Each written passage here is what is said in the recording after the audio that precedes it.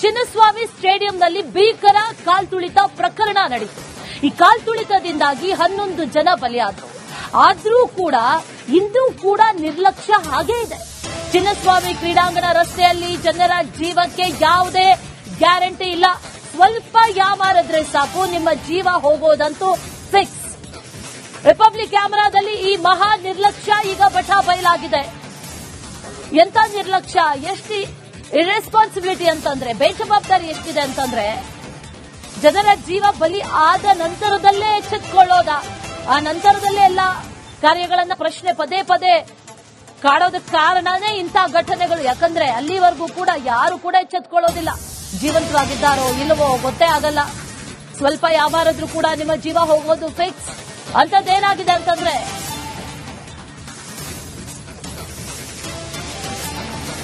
Cubbon ಪಾರ್ಕ್ಗೆ ಈ ಕಬ್ಬಿಣದ grill ಅಳವಡಿಕೆ ಮಾಡಿದ್ರು. ಅದರಿಂದಾನೇ ಈಗ ಆಪತ್ತಿರೋದು. ಯಾಕಂದ್ರೆ ಈ ಕಾಲ್ತುಳಿತದ ಸಂದರ್ಭದಲ್ಲಿ ಕಬ್ಬಿಣದ ಗ್ರಿಲ್ಗಳು ಮುರಿದು ಬಿದ್ದಿದ್ವು.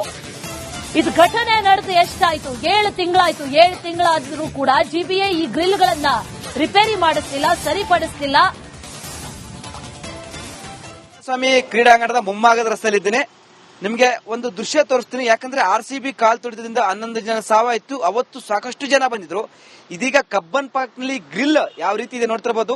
ಇನ್ನೂ ರೆಡಿ ಮಾಡಿಲ್ಲ. ಯಾಕಂದ್ರೆ ಅವತ್ತು ಈ ಒಂದು ಗ್ರಿಲ್ ದಾಟಿ ಆ ಜನ ಬಂದಿದ್ರು, ಅಭಿಮಾನಿಗಳು ಬಂದಿದ್ರು, ಗ್ರಿಲ್ ದಾಟಿ ಎಗಿರಿ ಹೋಗಿದ್ರು, ಅಲ್ಲಿಂದ ಈ ಸೈಡ್ ಬಂದಿದ್ರು. ಇದೀಗ ಗ್ರಿಲ್ ಗಳು ನೋಡ್ತಿರಬಹುದು, ಎಲ್ಲ ವೆಲ್ಡಿಂಗ್ ಗಳು ಬಿಚ್ಕೊಂಡು ನಿಂತಿದ್ದಾವೆ. ಬಟ್ ಇದುವರೆಗೂ ರಿಪೇರಿ ಮಾಡಿಲ್ಲ. ನೋಡ್ತಿರ್ಬೋದು ಯಾವ ರೀತಿ ಅಳ್ಳಾಡುತ್ತೆ ಎಂಬುದು. ಒಂದ್ ಕಡೆ ಇಲ್ಲಿ ಸಾಕಷ್ಟು ಜನ ಫುಟ್ಪಾತ್ ಅಲ್ಲೇ ಓಡಾಡ್ತಾರೆ. ಇದು ತುಂಬಾ ಮುಖ್ಯ ಫುಟ್ಪಾತ್. ಇದು ಸಾಕಷ್ಟು ಜನ ಓಡಾಡ್ತಾರೆ. ಏನಾದ್ರೂ ಅನಾಹುತ ಆಯ್ತಂದ್ರೆ ಯಾರು ಜವಾಬ್ದಾರಿ? ಯಾಕಂದ್ರೆ ಇದು ತುಂಬಾ ಭಾರವಾಗಿದೆ. ಪಕ್ಕದಲ್ಲಿ ವಾಕಿಂಗ್ ಸಹ ಮಾಡ್ತಾರೆ ಕಬ್ಬನ್ ಪಾರ್ಕ್ ಒಳಗಡೆ. ಮತ್ತೊಂದ್ ಕಡೆ ಈ ಒಂದು ಫುಟ್ಪಾತ್ ಮೇಲೆ ಸಾಕಷ್ಟು ಜನ ಓಡಾಡ್ತಾರೆ. ಏನಾದ್ರೂ ಬಿತ್ತು ಅಂದ್ರೆ, ಯಾಕಂದ್ರೆ ನೋಡ್ತಿರ್ಬೋದು ಎಲ್ಲವೂ ವೆಲ್ಡಿಂಗ್ ಎಲ್ಲ ಬಿಟ್ಟು ಹೋಗಿದೆ. ಇದುವರೆಗೂ ಸರಿಪಡಿಸಿಲ್ಲ. ಯಾಕಂದ್ರೆ 11 ಜನ ಸಾವಾಯ್ತಲ್ಲ, ಆ ಒಂದು ಆರ್ಸಿಬಿಯ ಕಾಲ್ತುಳಿದ ಎಫೆಕ್ಟ್ ಇನ್ನೂ ಈ ಒಂದು ಗ್ರಿಲ್ ಅನ್ನ ಸರಿಪಡಿಸಿಲ್ಲ. ನೋಡ್ತಿರ್ಬೋದು ಯಾವ ರೀತಿಯಾಗಿ ಅಳ್ಳಾಡುತ್ತೆ ಎಂಬುದು. ಎಲ್ಲ ಶೇಕ್ ಆಗುತ್ತೆ, ಯಾವಾಗ ಬೀಳುತ್ತೆ ಗೊತ್ತಾಗಲ್ಲ. ಹೀಗಾಗಿ ಈ ಒಂದು ಭಾಗದ ಸಾರ್ವಜನಿಕರು ಭಯದಲ್ಲೇ ಓಡಾಡ್ತಾರೆ. ಇದು ಎಲ್ಲ ನೋಡ್ತಿರ್ಬೋದು ಯಾವ ರೀತಿಯಾಗಿ ಇಲ್ಲಿ ವೆಲ್ಡಿಂಗ್ ಹುಚ್ಚೋದೆ ಅಂದ್ರೆ, ಇದು ರಿಪೇರಿ ಮಾಡಬೇಕಿತ್ತು, ಬೇರೆ ಗ್ರಿಲ್ ಅಳವಡಿಕೆ ಮಾಡಬೇಕಿತ್ತು. ಬಟ್ ಇದುವರೆಗೂ ಮಾಡಿಲ್ಲ. ಯಾಕಂದ್ರೆ ಅವತ್ತು ಆರ್ಸಿಬಿ ಅಭಿಮಾನಿಗಳು ಸಾಕಷ್ಟು ಜನ ಬಂದಿದ್ರು, ಈ ಒಂದು ಗ್ರಿಲ್ ದಾಟಿ ಹೋಗಿದ್ರು. ಹೀಗಾಗಿ ಇದು ಎಫೆಕ್ಟ್ ಆಗಿದೆ. ಬಟ್ ಇದುವರೆಗೂ ಅಧಿಕಾರಿಗಳು ಬಂದು ಸರಿಪಡಿಸಿಲ್ಲ. ಒಂದ್ ಕಡೆ ಜಿಬಿ ಅಧಿಕಾರಿಗಳು ಒಂದ್ ಕಡೆ ಜನರ ಜೀವ ಜೊತೆ ಚೆಲ್ಲಾಟವಾಡ್ತಿದ್ರೆ. ಇಲ್ಲಿ ಕಬ್ಬನ್ ಪಾರ್ಕ್ ಅಸೋಸಿಯೇಷನ್ ಅಧ್ಯಕ್ಷರು ಮಾತಾಡಿಸ್ತೀನಿ. ಸರ್, ಗ್ರಿಲ್ ಎಲ್ಲ ಹೋಗಿದೆ, ಎಲ್ಲ ವೆಲ್ಡಿಂಗ್ ಬಿಟ್ಟೋಗಿದೆ, ಯಾವಾಗ ಬಿಡುತ್ತೋ ಗೊತ್ತಿಲ್ಲ. ಒಂದ್ ಕಡೆ ಜೀವದ ಭಯದಲ್ಲಿ ಒಂದ್ ಕಡೆ ಈ ಒಂದು ಭಾಗದ ವಾಹನ ಸಾರ್ವಜನಿಕರು ಸಂಚಾರ ಮಾಡ್ತಿದ್ದಾರೆ. ಏನ್ ಹೇಳ್ತಾರೆ ಸರ್ ಅಂತ? ಅದಕ್ಕೆ ಹೇಳ್ತಾರೆ, ಸರ್ಕಾರಕ್ಕೆ ಇನ್ನೊಂದು ಎಚ್ಚರಿಕೆ ಕೊಡ್ತೀನಿ. ಈಗಾಗಲೇ 11 ಜನ ಸಾಯಿಸಿದಿರಿ, ಇನ್ನ ಎಷ್ಟು ಜನ ಸಾಯಿಸಬೇಕು ನೋಡಿ. ಇದು ಇನ್ನೊಂದು ಮ್ಯಾಚ್ ಏನಾರ ನಡೆದ್ರೆ ನಿಜವಾಗಿ ಹೇಳಿ ಖಂಡಿತವಾಗೂ ಇಲ್ಲ ಅಂದ್ರೆ ಇನ್ನು 11 ಜನ ಅಲ್ಲ, ಅದಕ್ಕಿಂತ ಜಾಸ್ತಿ ಜನ ಸಾಯ್ತಾರೆ, ಜಾಸ್ತಿ ಜನ ಗಾಯ ಆಗುತ್ತೆ ಅವರಿಗೆ. ದಯವಿಟ್ಟು ನೋಡಿ, ಇದೊಂದು ಇಲ್ಲಿ ಗ್ರಿಲ್ ಮಾತ್ರ ಇಷ್ಟು ಇರ್ಬೋದು. ಇನ್ನು ಒಳಗಡೆ ಹೋಗಿ ಎಷ್ಟು ಡ್ಯಾಮೇಜ್ ಮಾಡಿದ್ದಾರೆ. ಆ ವಿಧಾನಸೌಧ ಮುಂದೆ ಎಲ್ಲ ಗ್ರಿಲ್ ಎಲ್ಲ ಕಿತ್ತೋಗಿದೆ, ಗೇಟ್ಗಳೆಲ್ಲ ಮುರಿದಾಕಿದ್ದಾರೆ. ಸುಮಾರು 3 ರಿಂದ 4 ಕೋಟಿ ನುಕ್ಸಾನ್ ಆಗಿದೆ. ಜಿಬಿ ಅವರಿಗೆ ನಾನು ಡಿ.ಕೆ. ಶಿವಕುಮಾರ್ ಒಳಗೆ ಬಂದಾಗ, ಕಬ್ಬನ್ ಪಾರ್ಕ್ ಬಂದಾಗ ನಾನು ಹೇಳಿದೆ, ಸುತ್ತ ಕಾಂಪೌಂಡ್ ಹಾಕ್ಸಿದ್ರೆ ಅದು ಅಟ್ಲೀಸ್ಟ್ ಸೇಫ್ಟಿ ಆಗಿರುತ್ತೆ, ಕಬ್ಬನ್ ಪಾರ್ಕ್ ಉಳಿಯುತ್ತೆ ಅಂದ್ರೆ. ಅದಕ್ಕೆ ಹೇಳಿದ್ರೆ ಕಾಂಪೌಂಡ್ ಎಲ್ಲ ಬೇಡ, ಇದು ಒಂಥರ ಲಕ್ಷಣ ಕಾಣಿಸಲ್ಲ ಅಂತ ಹೇಳ್ತಾರೆ. ಆದ್ರೆ ಒಂದು ಸರಿ ಲಕ್ಷಣ ಕಾಣಿಸೋದು ಯಾರನ್ನ ಇವಾಗ ಅಪ್ಪಿತಪ್ಪಿ ಸತ್ತೋದ್ಮೇಲೆ ಅವಾಗ ಲಕ್ಷಣ ಕಾಣಿಸುತ್ತಾ? ಅದಕ್ಕೆ ನಾನು ಅದೇ ಹೇಳೋದು. ಅದಕ್ಕೋಸ್ಕರ ಇನ್ ಮುಂದೆ ಜಿಬಿ ಅವರು ಇದ್ರ ಬಗ್ಗೆ ಗಮನ ಹರಿಸಬೇಕಂತ ನಾನು ಕೇಳ್ಕೊಳ್ತೀನಿ. ಕ್ಯಾಮರಾ ಪರ್ಸನ್ ಮಂಜು ಜೊತೆ ವೀರೇಶ್, ರಿಪಬ್ಲಿಕ್ ಕನ್ನಡ, ಬೆಂಗಳೂರು. ಮಾಡೋದ ಅನ್ನುವಂಥ ಚಿನ್ನಸ್ವಾಮಿ ಸ್ಟೇಡಿಯಂನಲ್ಲಿ ಭೀಕರ ಕಾಲ್ತುಳಿತ ಪ್ರಕರಣ ನಡೆಯಿತು. ಈ ಕಾಲ್ತುಳಿತದಿಂದಾಗಿ 11 ಜನ ಬಲಿಯಾದರು. ಆದರೂ ಕೂಡ ಇಂದು ಕೂಡ ನಿರ್ಲಕ್ಷ್ಯ ಹಾಗೇ ಇದೆ. ಚಿನ್ನಸ್ವಾಮಿ ಕ್ರೀಡಾಂಗಣ ರಸ್ತೆಯಲ್ಲಿ ಜನರ ಜೀವಕ್ಕೆ ಯಾವುದೇ ಗ್ಯಾರಂಟಿ ಇಲ್ಲ. ಸ್ವಲ್ಪ ಯಾಮಾರಿದ್ರೆ ಸಾಕು, ನಿಮ್ಮ ಜೀವ ಹೋಗೋದಂತೂ ಫಿಕ್ಸ್. ರಿಪಬ್ಲಿಕ್ ಕ್ಯಾಮೆರಾದಲ್ಲಿ ಈ ಮಹಾ ನಿರ್ಲಕ್ಷ್ಯ ಈಗ ಬಟಾ ಬಯಲಾಗಿದೆ. ಎಂತ ನಿರ್ಲಕ್ಷ್ಯ, ಎಷ್ಟು ಇರ್ರೆಸ್ಪಾನ್ಸಿಬಿಲಿಟಿ ಅಂತಂದ್ರೆ, ಬೇಜವಾಬ್ದಾರಿ ಎಷ್ಟಿದೆ ಅಂತಂದ್ರೆ, ಜನರ ಜೀವ ಬಲಿ ಆದ ನಂತರದಲ್ಲೇ ಎಚ್ಚೆತ್ತುಕೊಳ್ಳೋದ, ಆ ನಂತರದಲ್ಲೇ ಎಲ್ಲ ಕಾರ್ಯಗಳನ್ನ ಪ್ರಶ್ನೆ ಪದೇ ಪದೇ ಕಾಡೋದಕ್ಕೆ ಕಾರಣನೇ ಇಂಥ ಘಟನೆಗಳು. ಯಾಕಂದ್ರೆ ಅಲ್ಲಿವರೆಗೂ ಕೂಡ ಯಾರು ಕೂಡ ಎಚ್ಚೆತ್ತುಕೊಳ್ಳೋದಿಲ್ಲ. ಜೀವಂತವಾಗಿದ್ದಾರೋ ಇಲ್ಲವೋ ಗೊತ್ತೇ ಆಗಲ್ಲ. ಸ್ವಲ್ಪ ಯಾವಾರಾದ್ರೂ ಕೂಡ ನಿಮ್ಮ ಜೀವ ಹೋಗೋದು ಫಿಕ್ಸ್. ಅಂತದ್ದೇನಾಗಿದೆ ಅಂತಂದ್ರೆ,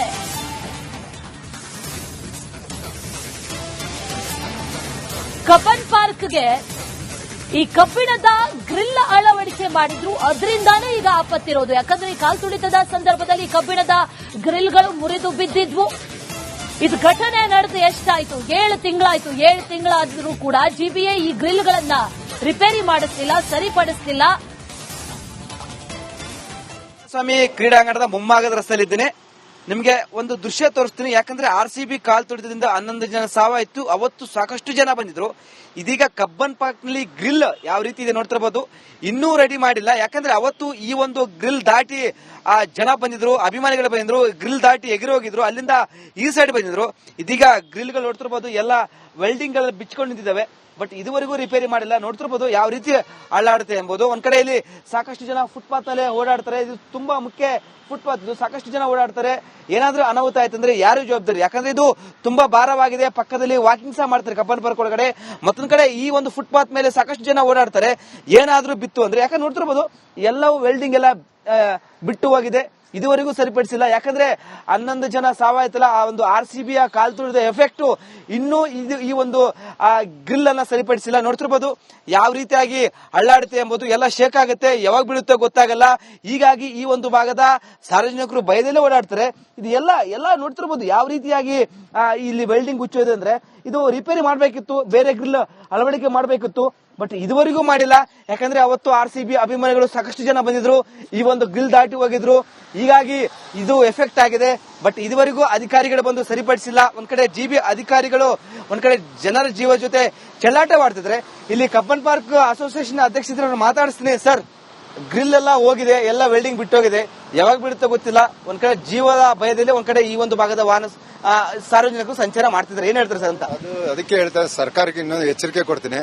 ಈಗಾಗಲೇ 11 ಜನ ಸಾಯಿಸಿದ್ರೆ ಇನ್ನ ಎಷ್ಟು ಜನ ಸಾಯಿಸಬೇಕು ನೋಡಿ. ಇದು ಇನ್ನೊಂದು ಮ್ಯಾಚ್ ಏನಾರ ನಡೆದ್ರೆ ನಿಜವಾಗಿ ಹೇಳಿ ಖಂಡಿತವಾಗೂ ಇಲ್ಲ ಅಂದ್ರೆ 11 ಜನ ಅಲ್ಲ, ಅದಕ್ಕಿಂತ ಜಾಸ್ತಿ ಜನ ಸಾಯ್ತಾರೆ, ಜಾಸ್ತಿ ಜನ ಗಾಯ ಆಗುತ್ತೆ ಅವರಿಗೆ.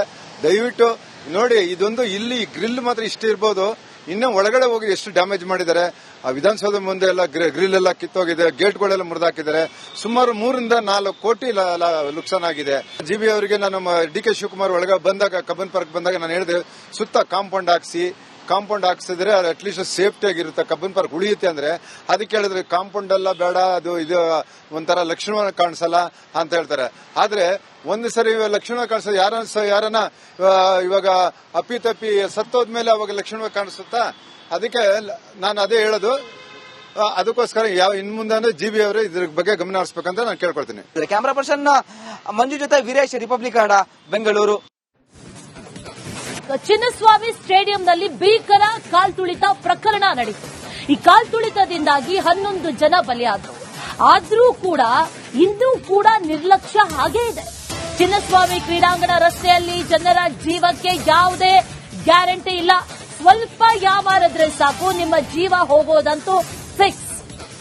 ರಿಪಬ್ಲಿಕ್ ಕ್ಯಾಮೆರಾದಲ್ಲಿ ಈ ಮಹಾ ನಿರ್ಲಕ್ಷ್ಯ ಈಗ ಬಟಾ ಬಯಲಾಗಿದೆ. ಎಂತ ನಿರ್ಲಕ್ಷ್ಯ, ಎಷ್ಟು ಇರ್ರೆಸ್ಪಾನ್ಸಿಬಿಲಿಟಿ ಅಂತಂದ್ರೆ, ಬೇಜವಾಬ್ದಾರಿ ಎಷ್ಟಿದೆ ಅಂತಂದ್ರೆ, ಜನರ ಜೀವ ಬಲಿ ಆದ ನಂತರದಲ್ಲೇ ಎಚ್ಚೆತ್ತುಕೊಳ್ಳೋದ, ಆ ನಂತರದಲ್ಲೇ ಎಲ್ಲ ಕಾರ್ಯಗಳನ್ನ ಪ್ರಶ್ನೆ ಪದೇ ಕಾಡೋದಕ್ಕೆ ಕಾರಣನೇ ಇಂಥ ಘಟನೆಗಳು. ಯಾಕಂದ್ರೆ ಅಲ್ಲಿವರೆಗೂ ಕೂಡ ಯಾರು ಕೂಡ ಎಚ್ಚೆತ್ತುಕೊಳ್ಳೋದಿಲ್ಲ. ಜೀವಂತವಾಗಿದ್ದಾರೋ ಇಲ್ಲವೋ ಗೊತ್ತೇ ಆಗಲ್ಲ. ಸ್ವಲ್ಪ ಯಾವಾರಾದ್ರೂ ಕೂಡ ನಿಮ್ಮ ಜೀವ ಹೋಗೋದು ಫಿಕ್ಸ್. ಅಂತದ್ದೇನಾಗಿದೆ ಅಂತಂದ್ರೆ,